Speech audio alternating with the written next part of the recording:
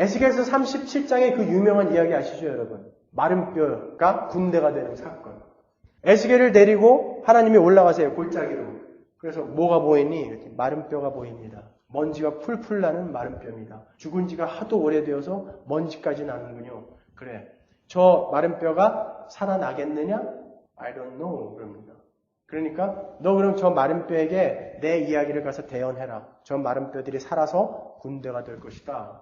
그랬더니 에스겔이 시키니까 한다고요. 가서 이 마른 뼈들아, 너희들은 이제 살아날 것이다. 그래놓고 에스겔은 관심도 두지 않았어요. 그 말을 믿지도 않았다고요.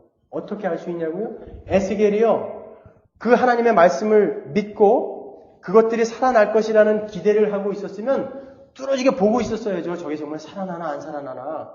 그런데 에스겔은 이 뼈가 맞춰지는 것을 소리로 듣고 알았다고요. 그 말은 무슨 이야기냐면 내가 이 뼈들에게 이야기하면서도 전혀 기대하고 있지 않았다는 거예요. 딴 데 보고 있었다는 것입니다.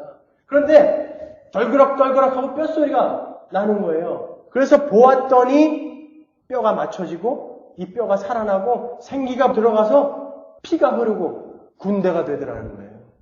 에스겔서 37장의 이 이야기는 혼돈과 공허와 어둠뿐인 죽은 영혼을 갖고 있었던 우리 죄인들이 어떤 방식으로 하나님 앞에 살아 올라올 것인가를 설명해 주는 거거든요. 그러면 선교는요, 똑같다고요. 죽은 자들이 오직 하나님의 능력으로 살아나는 것이 선교라고요. 로즈힐 공동묘지에 가가지고 말이요, 입관식 때 말이에요. 제가 그 불렀던 유명한 집으로 가자라는 유일무이한 히트곡 한 곡 있잖아요. 그것 때문에 사람들이 저를 그 조가 신청을 많이 해요. 그래서 장례식에 제가 한 달에 한 2번씩은 가거든요. 로즈힐 공동묘지에 가면은 땅을 파고 관을 묻잖아요. 그럼 저는 뒤돌아서 가지고 이 묘지에다 대놓고 얘기한다고요. 하나님이 말씀하시는데 예수 그리스도가 너희의 모든 죄를 다 품어 안으시고 너희들을 모두를 품어 안으시고 너희들의 죄가 되셔서 죽었다. 그리고 너희들을 모두 품에 안으시고 난지 8일 만에 할례를 받으시는 것을 시작으로 해서 모든 율법을 완벽하게 지켰다. 그래서 너희들은 구원받은 거야. 무덤을 열고 빨리 나와. 그렇게 자주 해봤거든요. 한 명도 안 나와요. 그 시체들이 살아서 나오겠습니까? 그 이야기를 듣고? 우리가 선교를 하고 전도를 한다는 것은 똑같은 거예요. 죽어있는 영혼이 나의 말을 듣고 설득이 되어서 돌아온다라는 게 말이 되냐고요. 안 된다는 거예요. 하나님이 눈을 딱 띄워놓지 않으면 아무리 설명을 해도 그들은 못 알아듣는다는 거예요. 그것이 선교인 것입니다, 여러분. 그런데 그게 선교라면 어떻게 우리가 전략, 전도교실, 선교학교 이런 걸로 해서 그런 방법론, 무슨 전략, 전술, 개발 그런 걸로 해가지고 선교가 되어지겠냐고요. 그런 방법, 전략, 전술 가지고 지금 선교한 결과가 이 모양 아닙니까? 가가지고 전부 2구는 15 그거 가르치고 있었던 거예요. 2구는 18이죠. 자기가 뭘 가르쳐 지키게 해야 할지를 모르고 가가지고 들고 뛴 거예요. 가자! 어디로 간 거예요 도대체? 가서 2구는 15 가르치고 있었던 거예요. 복음이 무엇인지 자기가 가르쳐 전해야 할 것이 무엇인지 아직 확실히 기초도 다지지 않고 그냥 들고 뛰니까 무당 종교들이 계속 전파되고 있었던 것입니다. 고린도전서 1장 21절 보십시오. 하나님의 지혜에 있어서는 이 세상이 자기 지혜로 하나님을 알지 못하는 거로 하나님께서 전도에 미련한 것으로 믿는 자들을 구원하시기를 기뻐하셨도다. 왜 전도를 미련한 것이라고 이야기했냐 말이에요. 왜요? 너희들의 그 전도라는 방법으로는 한 사람도 구원받을 수 없는 방법이라는 것이죠. 그렇지만 너희들이 그 전도를 하는 그 행위로 말미암아 하나님이 그 행위를 통해서 일을 하시는 것이지 너희들이 하는 그 방법을 통해서 이 영혼이 살아나올 것이라는 것은 생각도 하지 말아라 얘들아. 그 말이에요.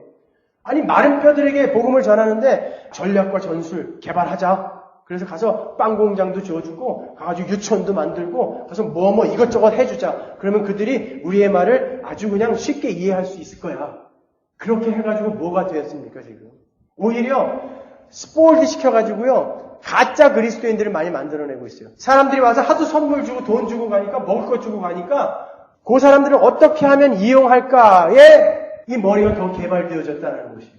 여러분 마른 뼈를 왁스를 어떻게 먹이면은 그 마른 뼈가 잘 살아납니까? 마른 뼈를 좀 물에다가 푹 불려놓으면 그 마른 뼈가 살아나기가 좀 수월한가요? 그런 방법과 그러한 전략은 우리에게서 나오는 것이 아니에요. 자, 이사야서 6장 8절에서 10절까지 보십시오. 선교사 파송식이나 단기 선교팀 파송식 때 가장 많이 우리가 듣는 설교 말씀이에요. 주님, 내가 여기 있사오니 나를 보내소서. 그 말씀이라고요. 내가 또 주의 목소리를 들은즉 이르시되 내가 누구를 보내며 누가 우리를 위하여 갈꼬. 그때에 내가 가로되 내가 여기 있나이다. 나를 보내소서. 여호와께서 가라사대 가서 이 백성에게 이르기를 너희가 듣기는 들어도 깨닫지 못할 것이요 보기는 보아도 알지 못하리라 하여 이 백성의 마음으로 둔하게 하며 그 귀가 막히고 눈이 감기게 하라. 내가 여기 있나이다. 나를 보내소서 했어요. 그러니까 가라 그래요, 하나님이. 그런데 여기까지는 좋아요. 우리가 여기까지는 아는 이야기잖아요. 그런데 가서 무슨 얘기하라고 그럽니까? 가서 그들이 보고 듣고 해도 깨닫지 못하는 이야기하고 오라고 그러잖아요. 너희들은 이 이야기 들어봐야 알지 못한다. 너희들은 이거 봐야 깨닫지 못한다. 그 이야기하고 오라고 그래요. 그 이야기 무슨 이야기예요? 똑같은 이야기라고요. 우리의 힘으로는 전도 선교할 수 없다라는 거예요. 하나님이 하신다는 거예요.